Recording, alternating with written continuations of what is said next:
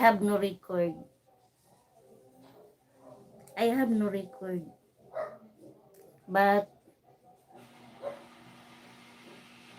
I'm separated 14 years because I found the wrong guy. I found the wrong guy. The wrong guy.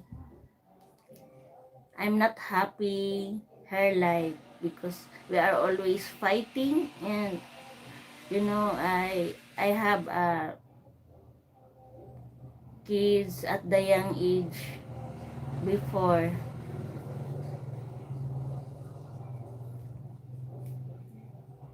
Someday, if the gods will give me the the guy that he loves me for who I am.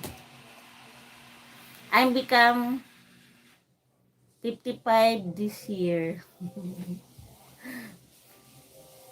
I'm older na already.